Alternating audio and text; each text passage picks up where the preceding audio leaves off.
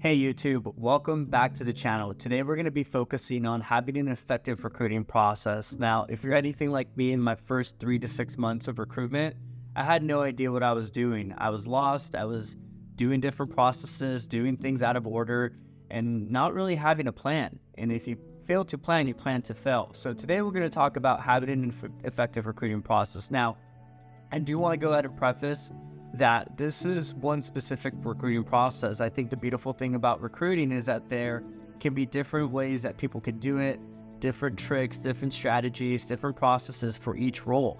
And that's one thing that you definitely have to understand now while going through this training is that this is just what's worked for me and what I've been able to train a couple people. So we're going to go ahead and dive into it. If you don't have a pen and paper, please pause the video, go ahead and get one, because we're definitely going to drop some nuggets that can effectively be able to affect your income, right? As long as you're able to go ahead and have an effective recruiting process that can streamline candidates from start to finish and get butts in the seat, you're going to be able to make money. And today, we're going to essentially show you how to make money. So, forgive me if I'm not making eye contact with you. I do have my computer here and I am a little bit blind. I have a presentation of being an effective recruiting process, of having an effective recruiting process. So let's go ahead and get started. In today's agenda, I'm going to give you an introduction about who I am. I'm going to give you the importance of a recruiting process, some tools that are specifically tailored towards this training, a high overview. We have about 17 steps that we're going to get through now. I'm not going to go in depth into every single step. That's going to be for a later video. However, today it's just to give you a recruiter who's maybe 3, 6, 9 months, maybe even a year into your career of recruiting. I'm just going to give you a workflow of how to go from step 1, 2, 3, 4, 5, 6, and so on. And then at the end, we're just going to go ahead and give you a conclusion. So let's go ahead and get started. Section 1, an introduction. Who am I? Brief history of who I am. For those that know me, my name's Michael Portillo. I'm from Orange County. I've been a recruiter for the past 7 years. A majority of my career has been as an agency recruiter, but as of recent, I've transitioned into an internal recruiter. I specialize in multiple industries when it comes to recruitment. If you're an agency recruiter, if you've been doing this for a couple of years, you know that, not only do you recruit just for one specification, you can go ahead and recruit for different types. So for me, I've been able to go ahead and help out in tech. That's actually where I got my feet wet: accounting and finance, human resources, marketing, banking, sales, life sciences, and many more. I've been able to work with startups and Fortune 500 companies, so in different types of environments as well. I've been able to be involved in learning and development for the past 4 years, which has definitely been a passion of mine. And if it wasn't, I wouldn't be making this video. And I've been able to help over a dozen recruiters become top billers and 6-figure earners at their company. Now, I don't want to just go ahead and, speak for myself. Here are a couple testimonies of some people that I've worked with in the past that I've been able to help. So number one, and sorry if my screen is blurry, but number one, Chloe. She is actually a recruiter of a previous client of mine. She says, Michael's an excellent recruiter and a true team player. He goes above and beyond to support colleagues, clients, and candidates alike. He provides qualified candidates, but also takes the time to provide a personalized training to myself and under members of my recruiting team that have helped us develop our skills. So thank you, Chloe. Sarah, I actually had the pleasure of working with her for a little bit. So she says, in the short and sweet time I've worked with Michael, I can confidently say that he's one of the most dedicated and skilled recruiters I've ever worked with. What stood out most was his ability to effectively train and mentor new recruiters joining the MyTod team. MyTod is actually the previous company that I worked at. So, I was able to go ahead and help Sarah onboard and train her for her first couple of weeks. Claudia, she is actually as well somebody that I helped with at MyTod. She's actually one of our offshore resources. So, it was a learning experience for me to be able to go ahead and train and develop somebody that wasn't here in the U.S., but offshore. And it was such a great experience. So she says, I had the pleasure of working with Michael at MyTod. I couldn't have asked for a better trainer and lead talent partner. He has this incredible way of breaking things down and making everything feel manageable, even when it seems overwhelming at first. So thank you, Claudia. I really appreciate that. And what I also wanted to provide was not just, testimonials from a client and from people that I've worked from, but also from a candidate that I've taken in this process that I'm essentially going to be showing you. Here's Andres Milano. He says, Mr. Portillo is a dedicated and caring professional who will put you in front of the best opportunities.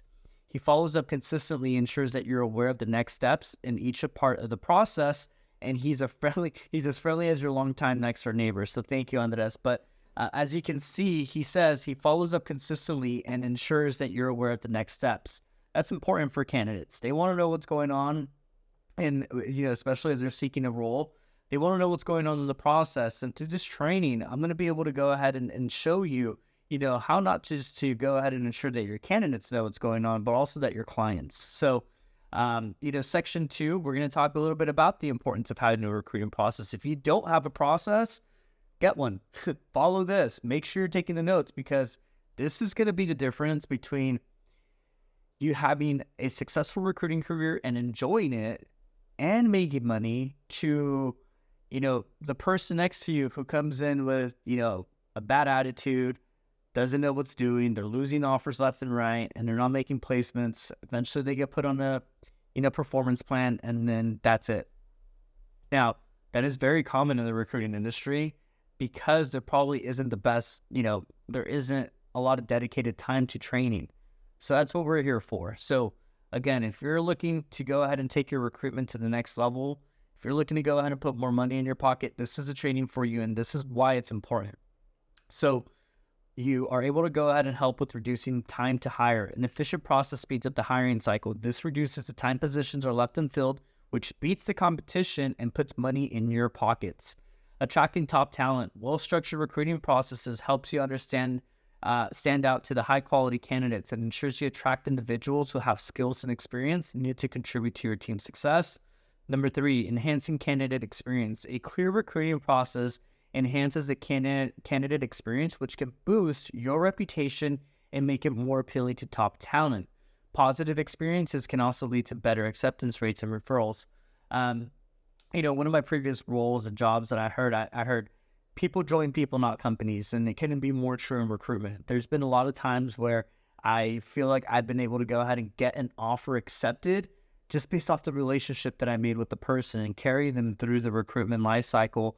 I feel like I've been able to go ahead and essentially have that relationship with my candidates that I know that they're going to accept the role based off what they've been telling me, what I've been sharing with them.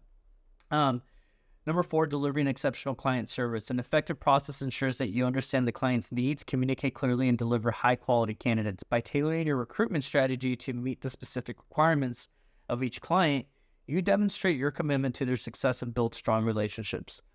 Recruiting is all about relationships, whether that's with your managers, your talent, your teammates, your candidates, and more specifically with your clients. You are more likely to have a client return than for you to be able to get a new client. My people in sales, you guys know this. Sales and recruiting is not an easy sell. It's really difficult. So when you finally get your foot in, it's really important to make a good impression with the client. And that way that you can make a good impression with the clients by having an effective, streamlined recruiting process. So in section 3, we're going to talk about some of the tools for this training. Now, one thing I do want to specify is, one of the things that have helped me really become an effective recruiter is some of the tools that I've used, and that's LinkedIn Recruiter. Now, this recruitment isn't just tailored towards, let me take that back. This recruitment training is going to be tailored towards LinkedIn Recruiter. However, the workflow and the processes that you take in each step can be used for any type of job board or internal dashboard internal database that you're utilizing. Now, I just focus this training on LinkedIn Recruiter because that's what I'm used to. That's what I've been utilizing. I've used Indeed. I've used, ZipRecruiter. I've used an internal database. I've used Monster. But for me, the roles that I work on, there are a lot of, white collar positions. I've been able to go ahead and identify those candidates on LinkedIn Recruiter. So if you don't know what LinkedIn Recruiter is, please YouTube it because it's really important for you to have this. Essentially, it helps recruiters find and connect with potential job candidates on LinkedIn. It offers advanced search options, allows for direct messaging, and can help manage the hiring process more efficiently. And then another thing that you'll want for this training is an email with calendar features. So Gmail, Outlook are great examples of that. They offer calendar features to help users manage their schedule, coordinate with others, and keep track of important events. So for this, again, we're going to utilize LinkedIn Recruiter. But again, you can definitely utilize it for different, job boards as well. So there's 17 steps in this process. Again, it's going to be a high overview. We're not going to go so in depth into everything. This is just to go ahead and give you kind of a checklist when you're going through your recruiting process to cross off. Have I done this? Have I done step 2? Have I done step 3?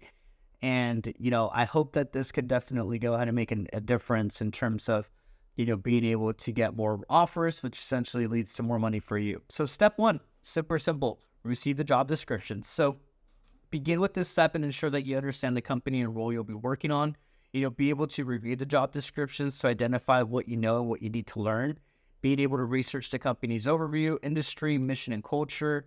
Ensure that you understand the job responsibilities. If there's something on the job description that's unclear, look it up. Go to YouTube, go to Google. This is one of the things, be resourceful. If you want to be successful as a recruiter, you need to be resourceful. If there's something you don't understand in a job description, hey, what does JavaScript mean? What does, payroll mean? What is .NET development? Obviously, we need to be able to understand what those things mean before we do number 6, which is prepare questions for the hiring manager. Number 2, step 2 is going to be doing a job intake. Now, I actually did a YouTube video of how to do an effective job intake. I'm going to go ahead and, put it somewhere here on the screen or in the link. If not, you can just go ahead and visit my YouTube channel and you'll see, how to effectively do a job intake. This is really important. So during the job intake, you're going to meet directly with decision makers and stakeholders for the role you're recruiting for. You'll be able to ask questions about the company, the reason the role is open, positions and details of the ideal candidate profile, and you'll get an understanding about the company's submittal and interview process. Step 3, this is where a lot of the fun begins. You start sourcing for candidates. So now that you have an understanding of the job description, you've now talked to the hiring manager and you got an understanding of what they're looking for, now it's time to go look for those candidates.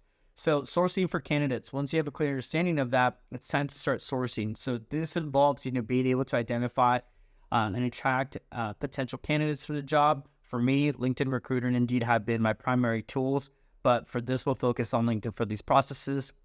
On LinkedIn, you can view candidate profiles and add projects, which leads us to our next step. Step 4, in-mail messaging. So for those of you that don't know, LinkedIn has a really cool feature where you can kind of start texting candidates through their platform. So the next step is to engage with your candidates by sending an email. LinkedIn emails are private messages sent through LinkedIn messaging platform and can reach users outside your network. You can craft a personalized message for each candidate. Tips would be to use a clear and concise subject line. Keep the message brief, but include key details. Details about the role, such as the job title, location, industry, and requirements for the position are going to be really helpful for the candidates. And include a call to action. I always like to include a call to action, such as requesting a resume or asking for the best time to speak. Step 5. Now, once you receive a positive response, step 5 is going to be scheduling your screenings with your calendar and your candidates. So once you receive a positive response from a candidate on LinkedIn, request a resume and availability to speak. Now, if you've been recruiting for the past couple of months, you have probably seen that typically what candidates reply with is, "Hi, thank you for reaching out. I'd like to learn more." That's great. What I like to respond with that is, "Hey, thank you for getting back to me. Please send me your most up-to-date resume and your availability to speak." If they provide their resume and availability, cross-reference that with your calendar and then send a calendar invite with their email and resume attached. Confirm whether the meeting will be on phone or video call. So when you're communicating with your candidates, make sure that you let them know, "Hey, John, I'm going to send you a calendar invite right now for a video call." Or, "Hey, Jessica, I'm going to send you a calendar invite for a phone call for tomorrow." And then number 6, once on LinkedIn, confirm that you've sent the calendar invite and request a confirmation from the candidate. So, "Hey, Jason, I just went ahead and sent you a calendar invite from Michael Portillo at recruiting.com. It's for a Teams video call tomorrow. Can you please go ahead and confirm that you've received that?" Step 6, now that they've gone ahead and confirmed it, what you're going to do is you're going to screen the candidate. So the candidate screening is your first significant interaction with the candidate, often referred to as an interview. I don't really like to call them interviews. To me, they're just conversations with the candidate. And I try to break down that, tension between the conversation. It's your initial opportunity to get to know the candidate. The goal of this initial screening is to understand why the candidate is exploring new opportunities, what they're looking for in their next role. And then bullet point number 3, by asking the right questions and assessing the candidate's responses, you should gain a basic understanding of their goals, needs, and experience. So I would say this is, one of the most crucial parts of this process. It's your first interaction with them outside of just, texting and emailing. You're actually speaking to them on the phone or doing a video interaction with them, understanding what they're looking for, why they're looking, and, providing them to see if they're interested in the role, if they fit in the role that you're offering, and if they're interested. So step 7, follow-up email.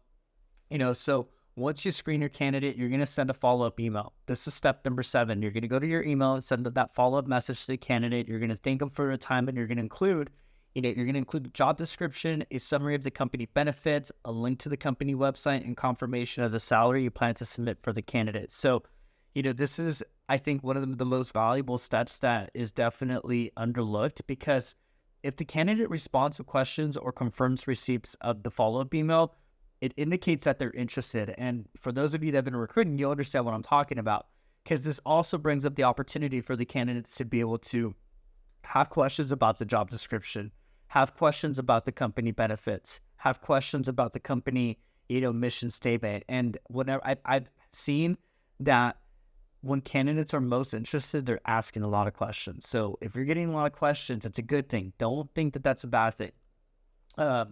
Step number 8, add your information to the ATS for KPIs. Now, if you're in an agency, this is really important. Even at any company, this is important. You want to be able to ensure that you're, screening you're entering your screening details into an applicant tracking system. This includes all types of information such as candidate name, contact information, resume, screening details, right? So, the roles that they're being considered, location, compensation, and so on. Each company may have a different procedure, so just be sure that you're following your company's procedure on how to accurately add information to an ATS. Step number 9. Submittals to hiring managers. This is an exciting part as well. So now you've talked to the candidate, you've screened them, they're totally interested into the role, and you've confirmed that they're interested. Now we got to prepare a submittal. So a submittal is when a recruiter presents a candidate's profile or resume to the hiring manager for consideration. It's a formal recommendation of the candidate for the position. In this submittal, some of the things that you want to be able to include are key information from your screening to provide the hiring manager with the clear understanding of the candidate's skills without needing to immediately review the resume. Bullet point number 4 here, information to include on the submittal would be candidates' resumes, candidates' name, why are they looking for work, new opportunities, and why they're a good fit for the role. And again, this is information that you gathered from your screening with them. Be able to provide 4 to 5 bullet points summarizing the candidate's relevant experiences in complete sentences. So step 10, being able to schedule and send calendar invites. So this is really important as well. And this is why you need to have a good email system that can send calendar invites and manage a calendar. So after confirming the candidate's interest in submitting their profile, you will likely receive an interview request from the hiring manager. They'll go ahead and say, hey, Michael, thank you for sending Jason over. We'd like to go ahead and interview him. Depending on your client, you may need to handle the scheduling process. Once the client provides available time slots for the interview, confirm with the candidate and their availability for those times. Then you'll want to send a calendar invite to both the candidate and the hiring manager. So that's really important. Things you'll want to clarify with the client is, hey, is this going to be a phone, virtual, or in person? For virtual, include a link. For phone, make sure you have the correct phone numbers. And for an in-person, ensure that you provide the address of the client's location. After sending the calendar invite, notify the candidate via email and request confirmation by text or email that they've received this. So typically what I mean by this is, hey, Jacob, I just went ahead and sent you over the calendar invite for the interview. Can you please confirm that you received it? And they'll go ahead and text you or email you or call you that they've received it. Step 11, interview prepping your candidate. This is super important as well. So now your candidate has been scheduled to interview. You've sent out the calendar invites, and now it's 24 hours before their interview. Interview prep involves a call with you and your candidate scheduled the day before the interview. This call is designed to prepare the candidate as thoroughly as possible. It's recommended to conduct this prep call via video to ensure effective preparation. And during this call, all we're doing is just providing the candidate with details about who they'll be interviewing with, questions that may be asked, and general best practices for the interview. Step 12. So now your candidate's interviewed. Now we have to go ahead and debrief with your candidate. The debrief is an essential conversation to gather information. You can ask questions like, hey, tell me a little bit about what the interview was like. What was your experience? What questions were asked during the interview? You can also gauge the candidate's interest in the role. Hey, after you've interviewed with them now, what tell me a little bit about how you feel. Is this something that you're still interested in? This discussion also provides the opportunity to do a pre-close. So we'll talk a lot about pre-closing in this channel, and it's one of the most important things that you need to do in recruiting. And as I have here at ABC, always be closing. So use this time to confirm the candidate's interest in discussion of compensation. So in your screening, you probably discussed compensation.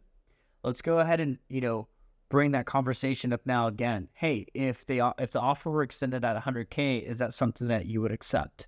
Yes. And if not, that's a different type of training, but it's just a good time to